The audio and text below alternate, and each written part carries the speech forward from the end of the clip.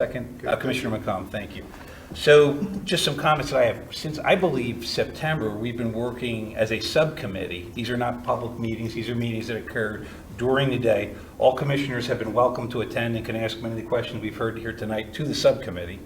At the subcommittee meetings, we have township staff, we have our solicitor, Superintendent McGrath has attended them. We've asked Superintendent McGrath, where are the FFLs? He's advised us where the FFLs are located, what's going on there. So we're able to accumulate a lot of information. And that's what's going on here behind, really just to work this up and get something that we think is a legally enforceable ordinance. It's true that in Pennsylvania, possession of firearms is something that we're not here to regulate tonight. That's many of us know. Laura Merion had some issues with that about a decade ago. And even though the word use is used here a lot, this is really about zoning. We're talking about certain districts that can have FFLs that can have commercial firearm locations. At first, any existing FFLs are currently grandfathered in. There's nothing that would impact them. Going forward, you see the TC2, LI, the CAD, and Rock Hill Road districts will all be areas where firearms are permitted. I live right around the corner from Rock Hill Road. I could take the traditional NIMBY, not in my backyard approach to put them there.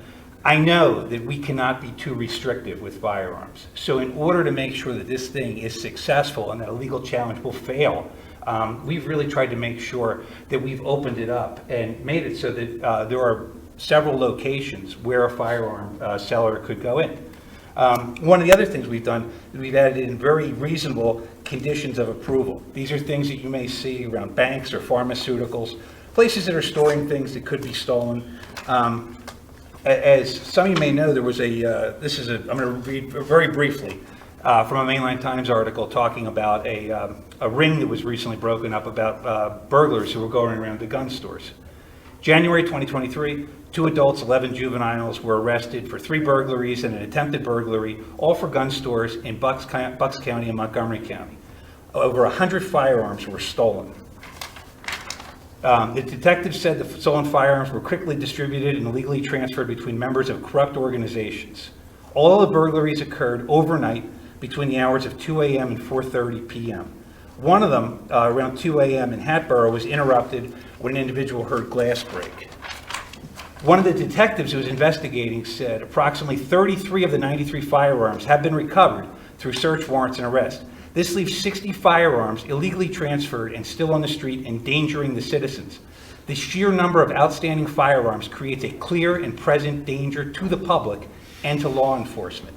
So when you see the risk of burglary that we can encounter, that's where, in large part, these conditions of approval number 4 through 8 come through, where you're trying to make sure between the hours of 2 and 5 in the morning, a group of people can't come in, take the firearms, and then quickly distribute them and lead to all sorts of trouble in and around Lower Merion. So I was very happy that township staff spent time, our solicitors spent time to look through to see what other facilities like banks and pharmaceuticals do to protect things that can be stolen at night and that could potentially be harmful to the public. So I fully support this. Admittedly, I would have liked to have seen Rock Hill Road excluded. I'm sure I have some constituents who would have liked to have seen Rock Hill Road excluded, but I think for the greater, and some others may want to have see Ardmore excluded.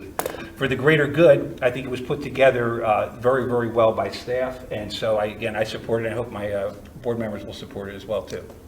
Thank you very much. Commissioner Bernheim. Thank you very much, Commissioner Grimes. Thank you very much, Commissioner McKeon, for setting that forth. And the only point I just want to emphasize and drop upon is that